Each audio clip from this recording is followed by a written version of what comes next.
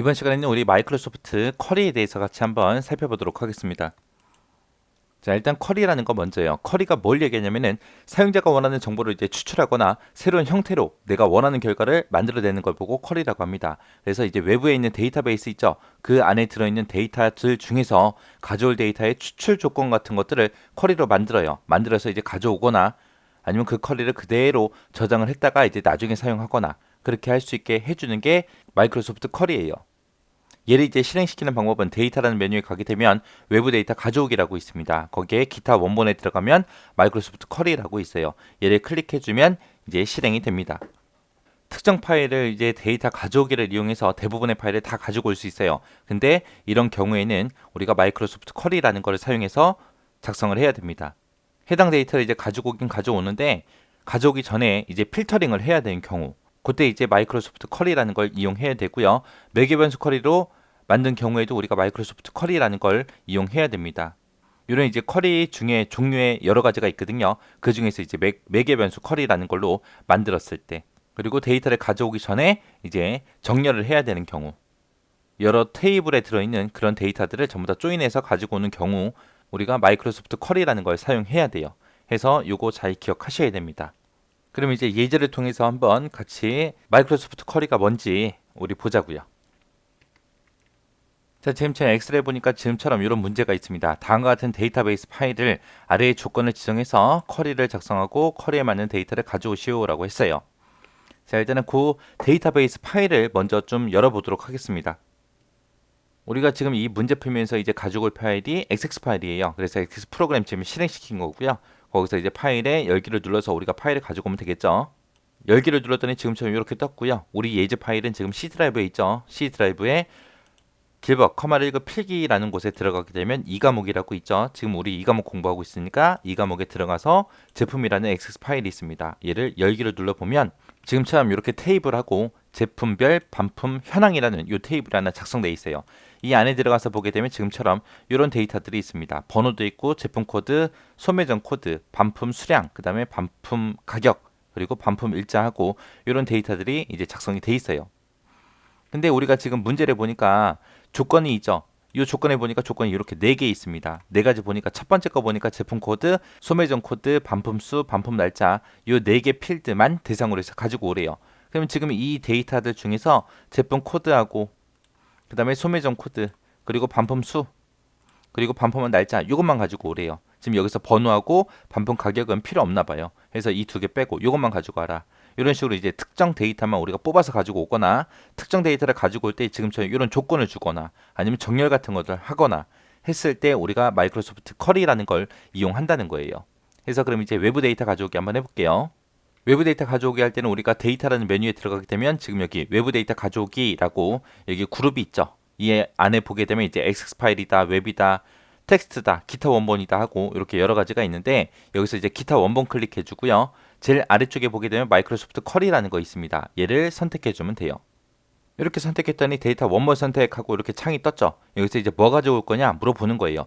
우리는 지금 MS XX 데이터베이스 이 파일을 가지고 올 거니까 얘를 선택해 주면 됩니다. 이 아래쪽에 보니까 이제 쿼리를 만들거나 편집할 때 쿼리 마법사라는 거를 사용할래 말래 우리가 찍어주는 거예요. 우리가 쿼리를 작성할 때는 마법사를 쓰는 게 좀 더 편하겠죠. 그래서 이게 체크돼 있나 안 돼 있나 확인해주고 안 돼 있으면 체크해주면 됩니다. 이 상태에서 이제 확인 버튼이요.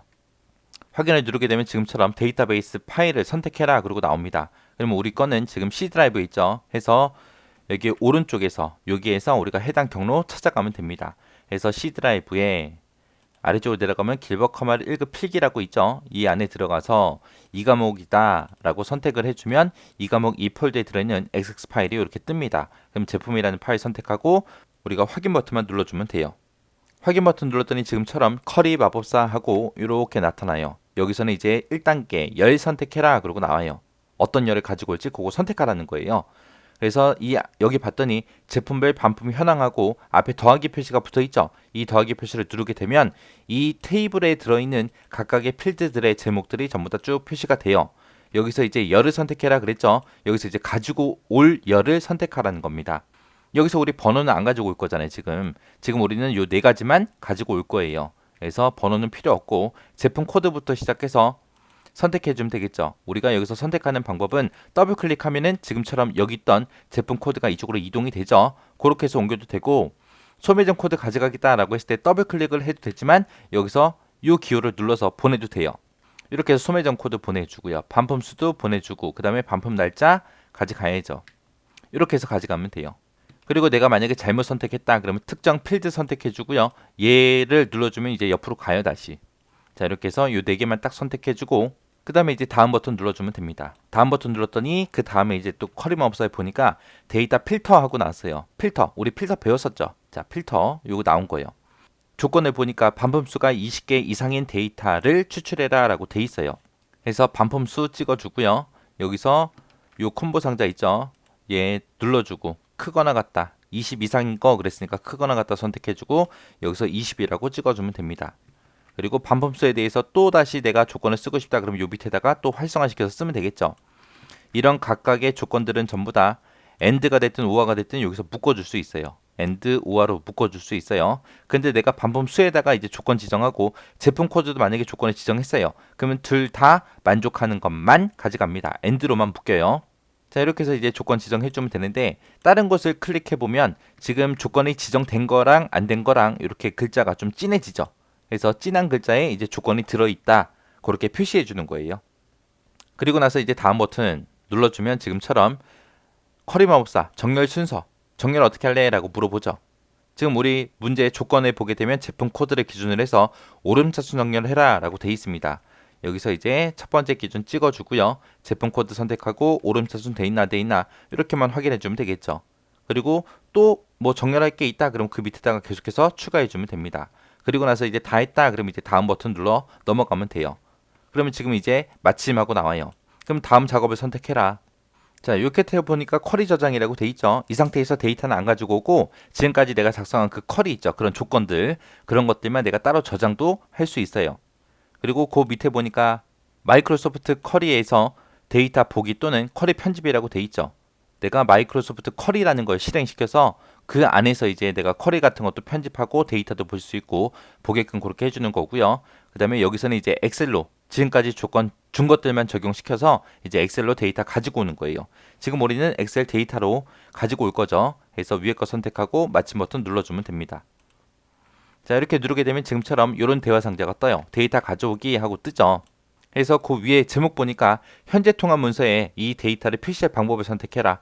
표로 가지고 올래, 피벗 테이블 보고서로 가지고 올래, 피벗 차트나 보고서로 가지고 올래, 연결만 만들기 할래. 그렇게 해서 여러 가지 물어봅니다. 이 중에서 우리는 이 데이터를 우리가 표 형태로 가지고 올 거예요. 그래서 표 선택해 주고요. 그 밑에 보니까 이제 데이터가 들어갈 위치를 선택해라 그랬죠. 그래서 기존 시트로 가지고 올래, 새 워크시트로 가지고 올래, 그런 것도 우리가 설정해 줄 수 있습니다. 여기서는 이제 A1셀부터 가지고 올게요. 그래서 여기서 A1셀이라고 선택해 주고 확인 버튼만 눌러주면 됩니다. 그러면 지금처럼 그 데이터를 이렇게 가지고 와요. 이렇게 해서 마이크로소프트 쿼리 마법사를 이용해서 데이터를 가지고 왔는데 그 마법사 단계마다 이제 어떤 일을 할 수 있는지 그런 것들은 여러분들이 기억하고 계셔야 됩니다.